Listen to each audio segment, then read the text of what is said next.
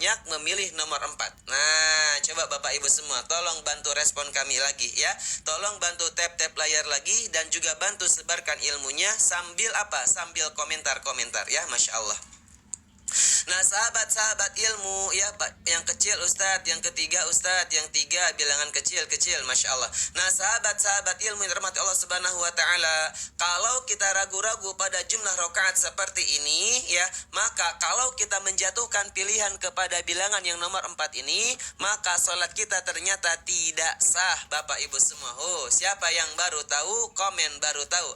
Pilih 4 kemudian sujud sahwi. Nah, siapa ini? Bunda Yeni Marlina. Baik Bunda Yeni ya, kita belajar sekarang. Nah ya, kalau kita ragu-ragu pada jumlah rakaat 34 begitu ya, kemudian kita memilih bilangan yang keempat, maka sholat kita tidak sah, Bapak Ibu semua. Masya Allah ya. Kalau sudah paham coba komen paham ya. Nah, bapak-bapak dan ibu-ibu semua, kalau kita ragu-ragu pada jumlah rakaat seperti ini, maka kita wajib hukumnya ya, wajib untuk memilih ya, wajib untuk pilih bilangan yang sedikit. Siapa yang baru tahu, komen baru tahu ya. Siapa yang baru tahu, komen baru tahu, bapak-bapak dan ibu-ibu semua ya. Kalau kita ragu-ragu 34, jangan pilih bilangan yang banyak, tapi kita wajib untuk memilih bilangan yang sedikit. Baru nanti pada akhirnya ya, di rakaat terakhir Bapak Ibu bisa ditambahkan dengan sujud sahwi. Nah, begitu ya. Paham tidak Bapak Ibu semua? Ragu-ragu nih 34. Jangan pilih bilangan yang banyak, langsung saja jatuhkan pilihan kepada bilangan yang terkecil ya. Baru setelah itu Bapak Ibu bisa apa? Bisa lanjutkan sholatnya dan nanti bisa ditambahkan sujud sahwi di akhirnya. Masya Allah. Paham tidak Bapak Ibu untuk nomor 3 ini? Ya, kalau sudah paham boleh komentar paham ya. Kalau sudah paham boleh komentar paham. Nah, maka bapak-bapak dan ibu-ibu yang dirahmati Allah Subhanahu wa Ta'ala, pentingnya kita ini sholat dalam keadaan berilmu ya. Pentingnya sholat kita harus harus dengan ilmu. Jangan sampai sholat kita selama ini hanya sholat begitu saja tanpa memahami ilmunya, Bapak Ibu semua. Masya Allah. Ya, Masya Allah. Maka bapak-bapak dan ibu-ibu semua, Ibnu Ruslan ingatkan kepada kita semua. Ibnu Ruslan sampaikan kepada kita semua, barang siapa yang dia ini melakukan amal tetapi amalnya tidak dilandasi dengan ilmu ya, tidak dengan ilmunya, maka amalan-amalannya itu akan tertolak, Bapak Ibu semua. Amalannya tidak akan diterima, Bapak Ibu semua. Ya, maka Bapak Ibu sudah selayaknya, sudah seyogianya bahwa kita ini melakukan setiap amalan, baik itu puasa, baik itu sholat sekalipun, harus dengan landasan ilmu, Bapak Ibu semua.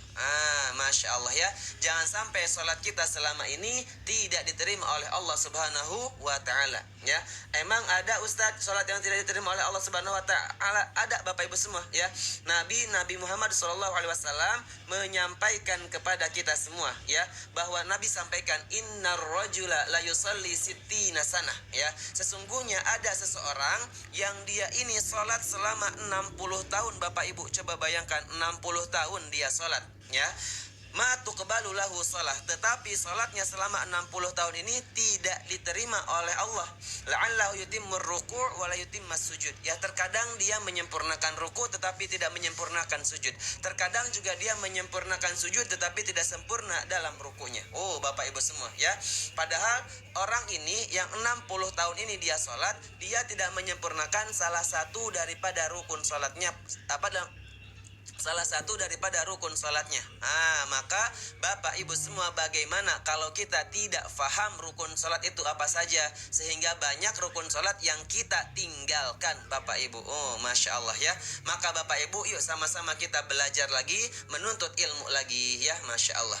Nah, sahabat-sahabat ilmu, boleh tidak bantu lagi sebarkan ilmunya ya. Bantu sebarkan ilmunya dengan cara menekan tombol tanda panah di bawah kanan sini ya. Masya Allah. Kalau belajar di HP apakah boleh Pak Ustadz? Boleh Bunda Kaira, boleh ya. Sekarang kita belajar bisa di mana saja. Ya, biasa belajar di mana saja. Silakan Bapak Ibu sebarkan ilmunya ya. Bunda Muhammad Iqlil itu sudah membagikan. Silakan Bapak Ibu yang belum membagikan, silakan bagikan live kita pada kesempatan pagi hari ini. Silakan Bapak Ibu semua ya. Mudah-mudahan kita mendapatkan pahala jariah daripada membagikan live kita pada pagi hari ini. Nah, sahabat-sahabat ilmu, sekarang kita lanjutkan pembahasannya kepada nomor 3. Ya, kita masuk kepada nomor 3, bapak-bapak dan ibu-ibu semua. Perkara nomor 4 yang bisa menjadikan sholat kita tidak sah, sholat kita menjadi batal, adalah kita ragu-ragu antara teruskan sholat atau harus batalkan sholat. Ya, layarnya gelap tidak bapak ibu semua? Layarnya terang atau gelap? Kalau gelap coba boleh komen gelap, kalau terang coba komen terang bapak ibu semua ya. Kurang terang tidak? Pas, terang, Masya Allah. Alhamdulillah Kak. Terima kasih Kak Jun ya. Bunda Eni, Bunda Yeni, terima kasih. Baik, oke siap, saya coba lanjutkan.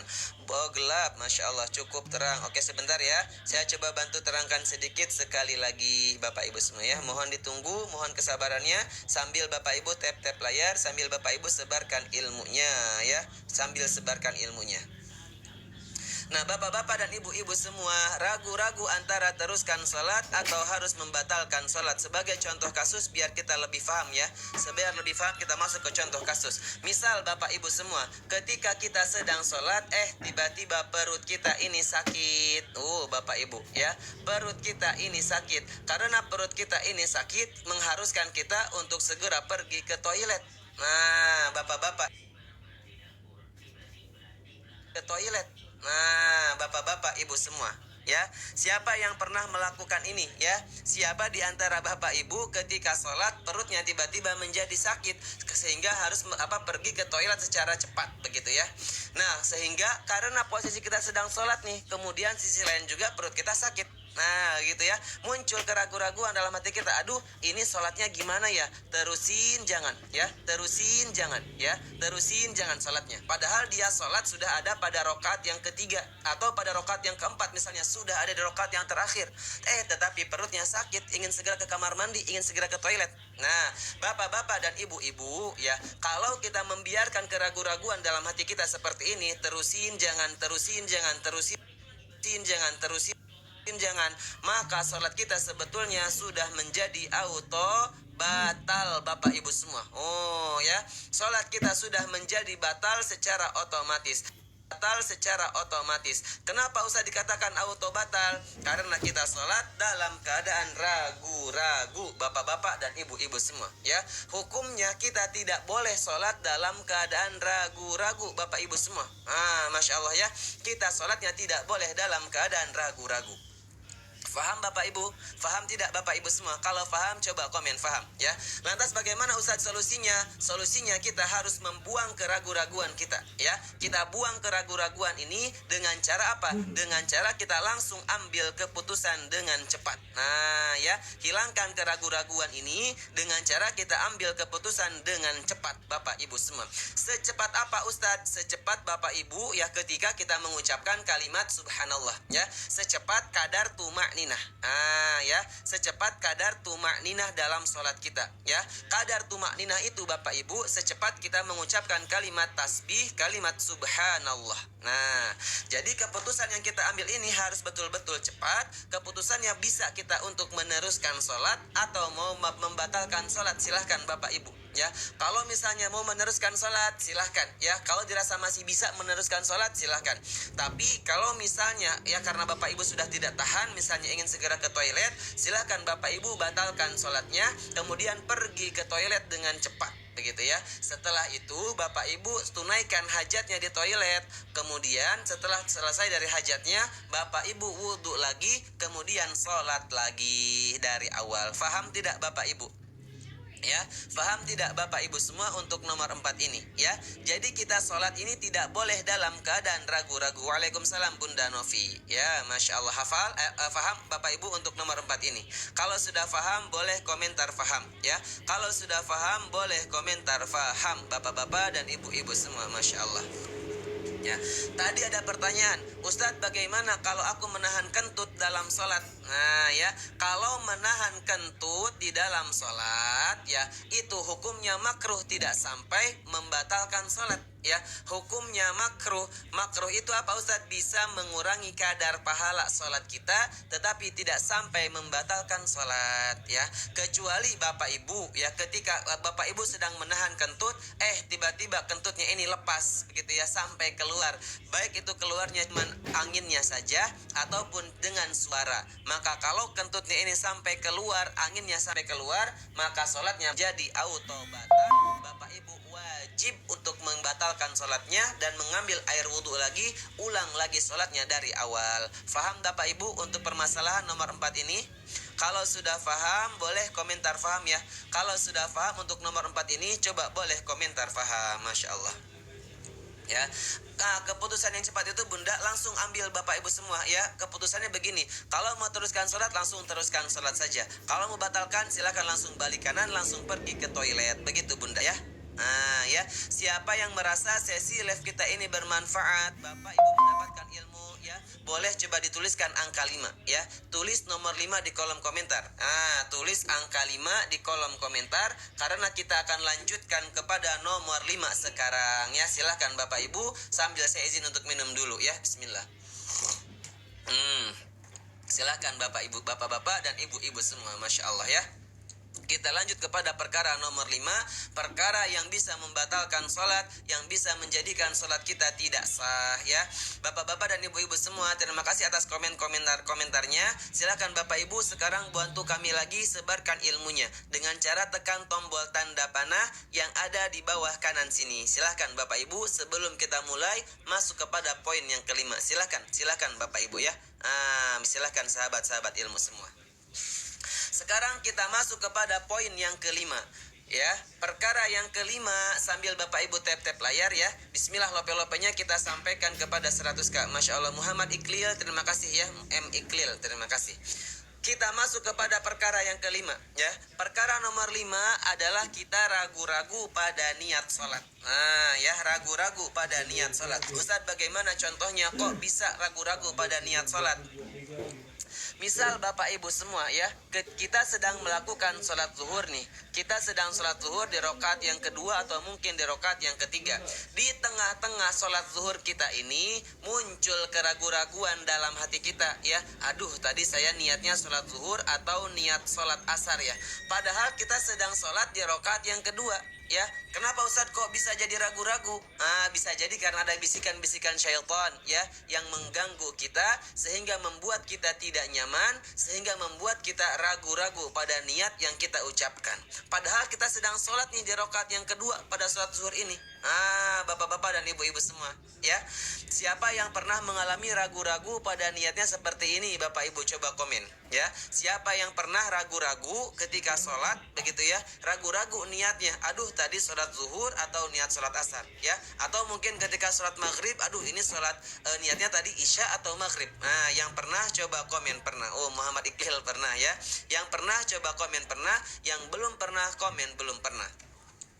Nah, bapak-bapak dan ibu-ibu, seandainya kita mengalami ragu-ragu pada niat seperti ini di tengah-tengah sholat kita, maka apa yang harus kita lakukan Bapak Ibu? Ya, haruskah kita menghentikan sholat kita dulu, kemudian nanti kita ulang lagi sholatnya, ataukah kita teruskan saja sholatnya tanpa kita hiraukan, tanpa kita pedulikan keraguan-raguan ini, ya. Yang ingin menghentikan sholatnya coba boleh komentar A, yang akan teruskan sholat coba boleh komentar B. Bapak-bapak dan ibu-ibu semua, silahkan ramaikan di kolom komentar. Masya Allah, ya. Alhamdulillah belum pernah. Alhamdulillah kalau belum pernah, ya. Memilih B, Masya Allah, ya. Coba Bapak Ibu semua pilih A atau pilih B. Aku lanjut Ustadz. Baik Mama Yura Queen, ya, teruskan Bunda Wit. Terima kasih Bunda Ida atas stikernya, ya. Masya Allah. Bunda Mega B, A, B, Masya Allah, ya. Kalau masang niat ragu Ustadz. Kalau masang niat ragu Ustadz. Masang gimana maksudnya, ya? Nah, sahabat-sahabat ilmu, ya, kalau ketika kita sedang sholat di tengah-tengah sholat seperti ini tiba-tiba muncul keraguan-raguan pada niat kita, kemudian kita memilih untuk meneruskan sholat, maka ternyata sholatnya tidak sah Bapak Ibu semua, ya. Sholatnya tidak sah. Kenapa Ustaz tidak sah? Karena sholat dalam keadaan ragu-ragu. Gitu, ya. Kita sholat Bapak Ibu tidak boleh dalam keadaan ragu-ragu. ragu-ragu. Sholat itu harus dalam keadaan yakin, bapak-bapak dan ibu-ibu semua. Ya, Ustadz, kalau seandainya, Masya Allah, dokter Trea, terima kasih dokter ya, Masya Allah, barakallahu fikum Bunda Trea. Ya, tahu aja nih saya sedang lagi haus-hausnya ya. Nah, bapak-bapak dan ibu-ibu semua, kalau kita meneruskan sholat kita, padahal kita dalam keadaan ragu-ragu, maka sholatnya tidak sah. Ya, kemudian kalau kita memilih untuk menghentikan sholat ya karena ragu-ragu, maka menghentikan sholat kita ini hukumnya adalah haram, hukumnya tidak boleh untuk menghentikan sholat kita, bapak-bapak dan ibu-ibu semua. Ustadz kan ragu-ragu pada niatnya. Kalau hanya sekedar ragu-ragu saja pada niatnya, maka tidak boleh untuk menghentikan sholat kita. Kalau hanya sekedar ragu-ragu pada niatnya, apalagi ada di tengah-tengah sholat seperti ini. Faham bapak-bapak dan ibu-ibu semua ya? Kalau faham coba komen faham. Masya Allah ya, kalau faham coba komen faham. Ustadz, lantas bagaimana solusinya kalau kita mengalami ragu-ragu seperti ini dalam sholat kita? Ya, di tengah-tengah sholat tiba-tiba muncul keraguan-raguan seperti ini. Apa Ustadz yang harus aku lakukan? Nah ya, yang mesti kita lakukan adalah kita hilangkan keraguan-raguan ini dengan cara mendatangkan keyakinan. Ya, datangkan keyakinan dengan cepat dalam hati kita bahwa yang sedang kita lakukan ini adalah niatnya sholat zuhur dan bukan niat sholat asar.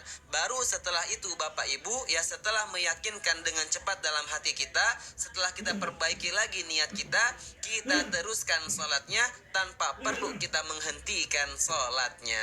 Faham tidak Bapak Ibu untuk nomor 5 ini ya? Jadi buang tuh keraguan-raguannya ini dengan cara datangkan keyakinan bahwa bismillah, yang sedang aku lakukan ini adalah niat sholat zuhur dan bukan niat sholat asar. Nah gitu ya. Ustadz, bagaimana kalau seandainya aku ini betul-betul yakin salah pada niatnya? Nah ya, kalau kita ini betul-betul yakin salah dalam niatnya, begitu ya.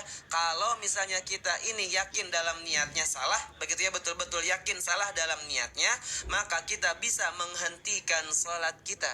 Kalau yakin salah pada niatnya ya, kalau yakin salah pada niatnya, silahkan hentikan sholatnya, diulang lagi sholatnya.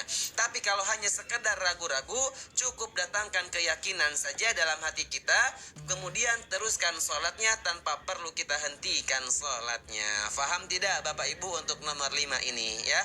Kalau sudah faham, coba boleh komentar faham di kolom komentar sebanyak-banyaknya ya. Kalau sudah faham, coba boleh komen faham Bapak-bapak dan ibu-ibu semua.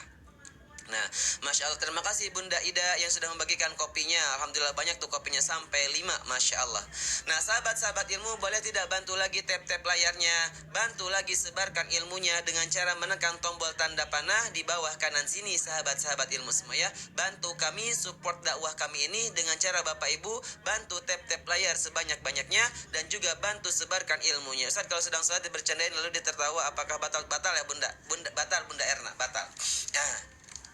Nah, alhamdulillah ya bapak-bapak dan ibu-ibu semua, terima kasih Nonem atas ininya ya. Silakan Bapak Ibu sebarkan ilmunya lagi ya. Sudah 130 yang membagikan, Masya Allah ya. Sudah 130 yang membagikan Bapak Ibu semua. Jadikan tangan-tangan kita ini tangan-tangan yang suka membagikan ilmu agama, yang senang membagikan nasihat Bapak Ibu. Silahkan bapak-bapak dan ibu-ibu semua. Nah, sekarang kita lanjut lagi Bapak Ibu kepada nomor 6. Boleh ya? Kita lanjutkan lagi kepada nomor 6. Boleh Bapak Ibu? Ya, kita lanjutkan kepada nomor 6. Kesalahan nomor 6 adalah kita melakukan kesalahan pada takbiratul ihram.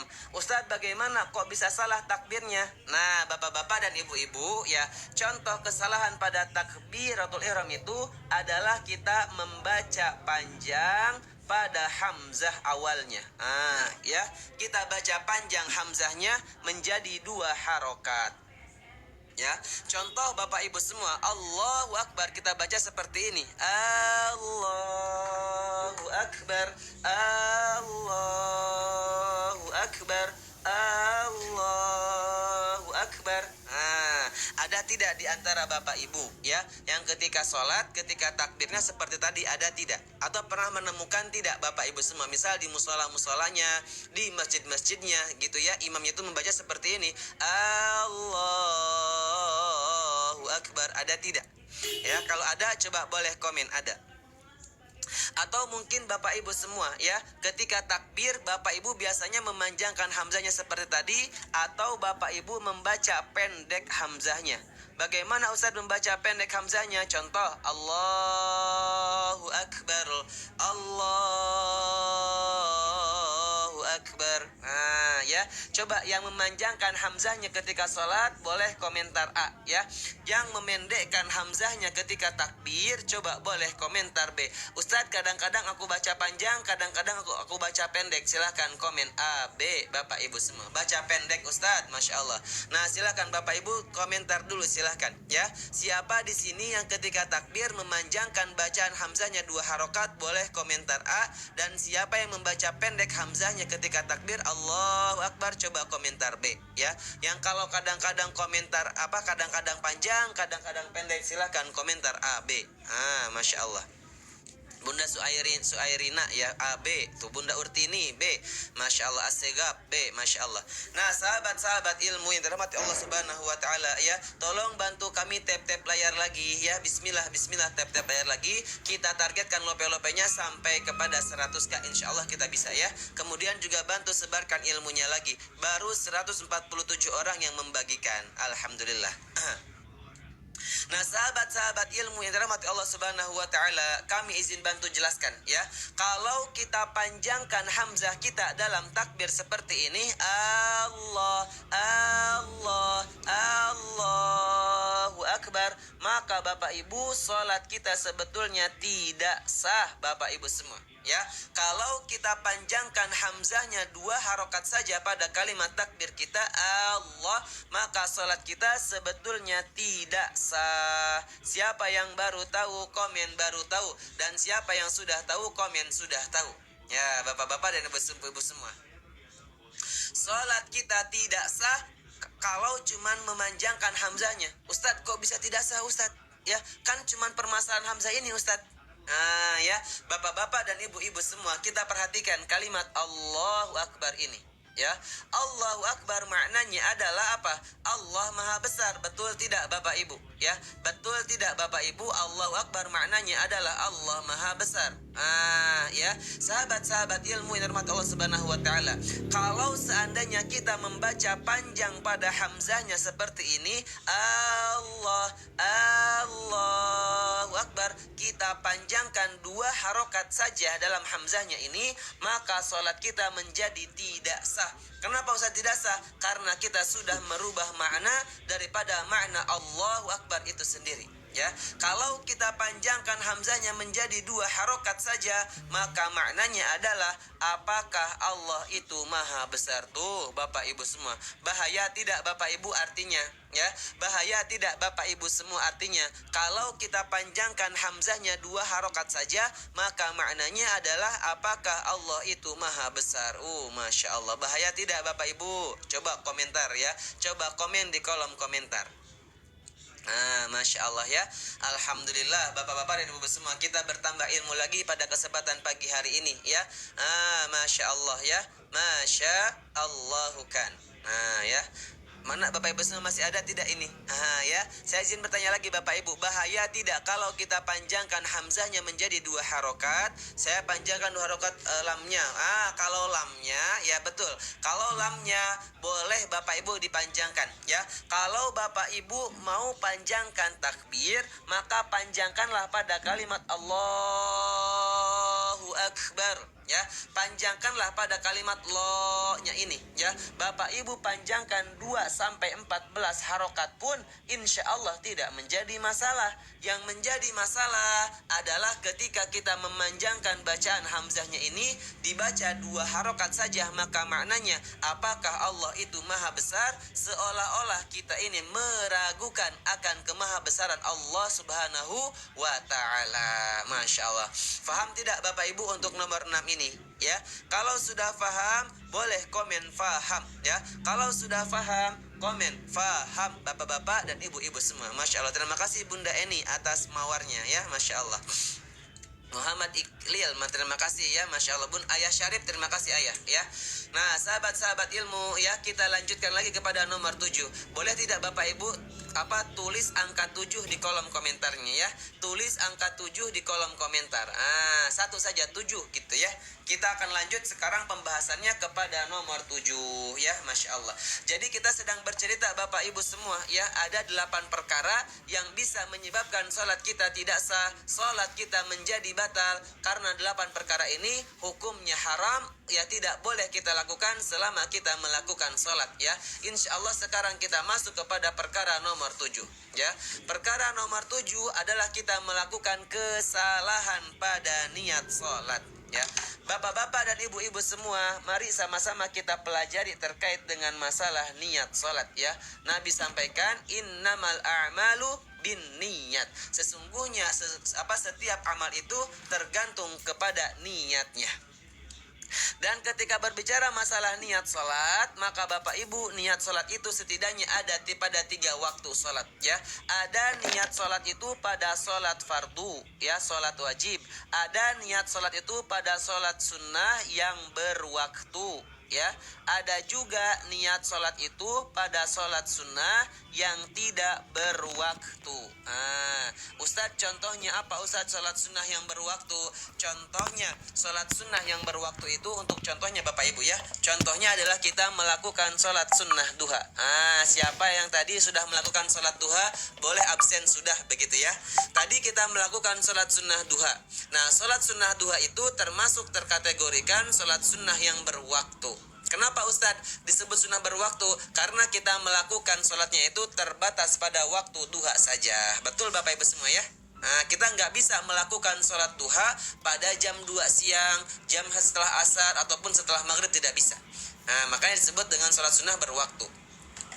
Ada juga sholat sunnah tanpa waktu. Sholat sunnah tanpa waktu ini contohnya sholat sunnah taubat. Nah sholat sunnah mutlak, kita mau melakukan sholat sunnah taubat pagi hari silahkan ya, mau sore hari silahkan ya, mau malam hari silahkan, mau pagi silahkan. Itu namanya sholat sunnah taubat, tidak terikat oleh waktu, tidak terbatasi oleh waktu-waktu tertentu. Nah yang akan kita bahas Bapak Ibu pada ke nomor 7 ini adalah masalah niat sholat. Nah tolong bantu tap-tap layar lagi Bapak Ibu ya. Tolong sambil bantu tap-tap layar lagi, dan juga sambil bantu sebarkan ilmunya lagi. Alhamdulillah sudah 162 orang yang membagikan Bapak Ibu.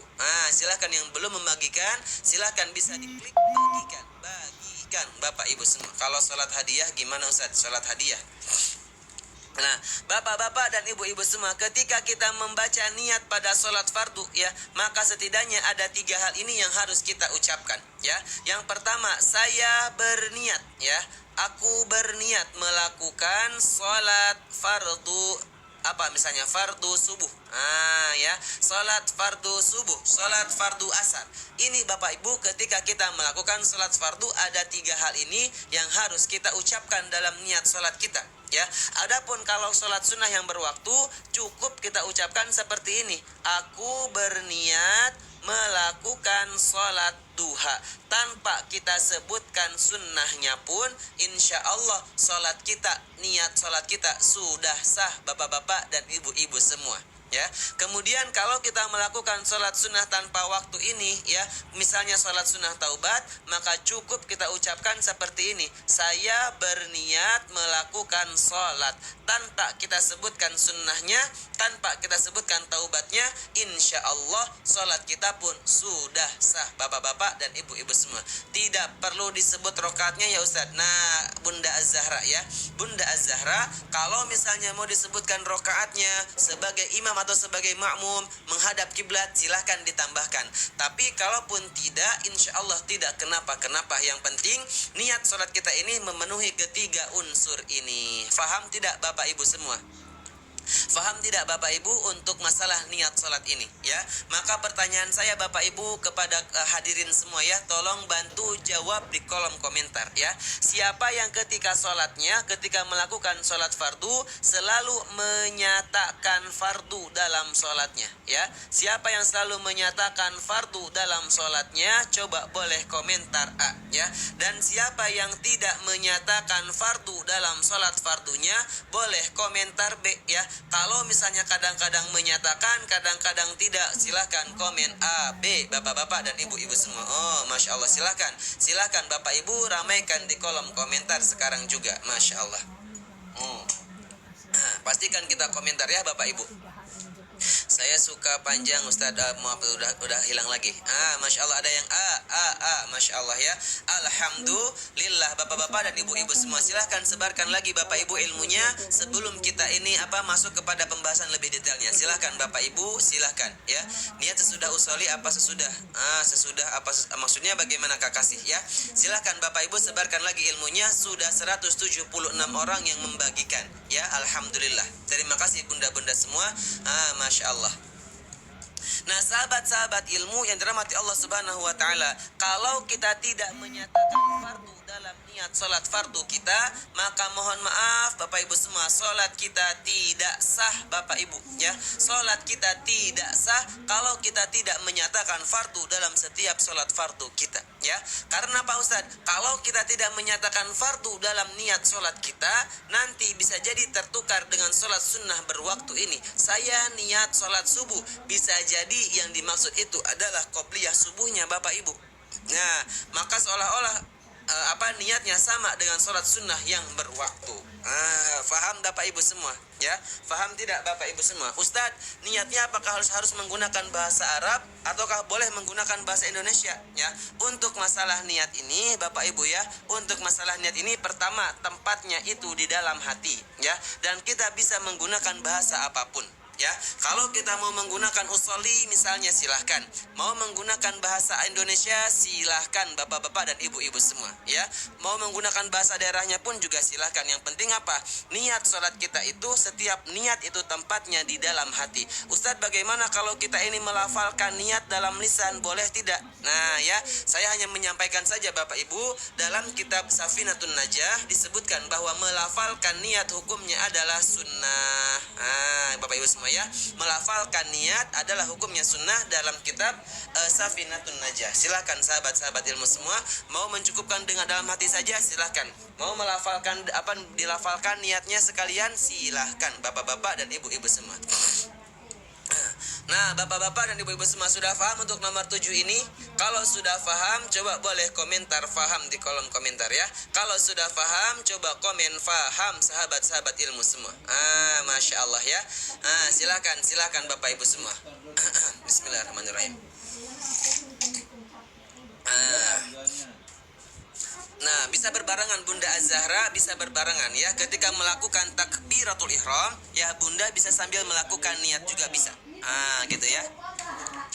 Baik sahabat-sahabat ilmu yang dirahmati Allah Subhanahu wa taala, kita lanjutkan kepada perkara nomor 8 ya. Perkara nomor 8 yang bisa menjadikan salat kita tidak sah, salat kita menjadi batal ya, adalah menggantungkan niat. Nah ya, menggantungkan niat salat kita dengan sesuatu yang ada di luar salat ya.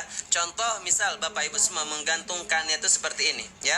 Kalau suami aku pulang ya, kalau suami aku pulang maka aku akan buka pintu. Ya, maka aku akan bukakan pintu untuk suami ya. Atau contoh yang kedua, kalau anak saya jatuh ya, kalau anak saya jatuh, anak saya nangis, maka aku akan segera gendong anak saya.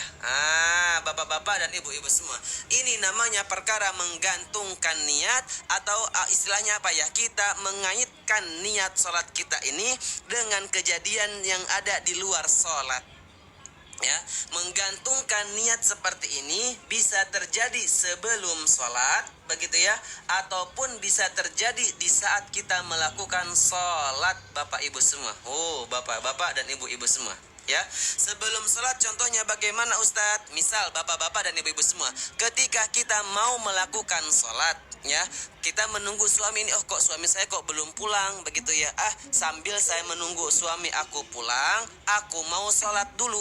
Kalau nanti suami aku pulang, suami aku ketuk pintu misalnya, tok tok tok tok, sayang sayang sayang misalnya gitu ya, padahal dia sedang sholat, maka nanti aku akan bukakan pintu.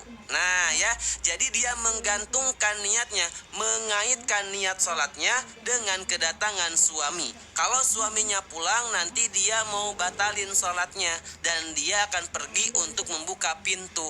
Itu namanya menggantungkan niat sebelum sholat. Pernah tidak Bapak Ibu menggantungkan niat sebelum sholatnya? Kalau pernah, coba komen pernah. Kalau belum pernah, komen belum pernah.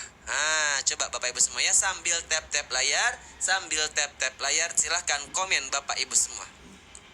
Atau ketika saat sholat bapak-bapak dan ibu-ibu semua, ya, ketika kita melakukan saat sholat, contohnya bagaimana? Misal bunda-bunda semua begitu ya, sedang melakukan sholat.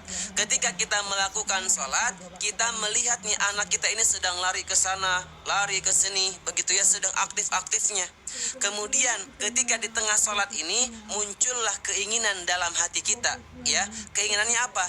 Keinginannya seperti ini, kalau nanti anak saya jatuh, maka aku akan segera tolong, akan segera saya gendong. Saya tidak mau anak saya menangis.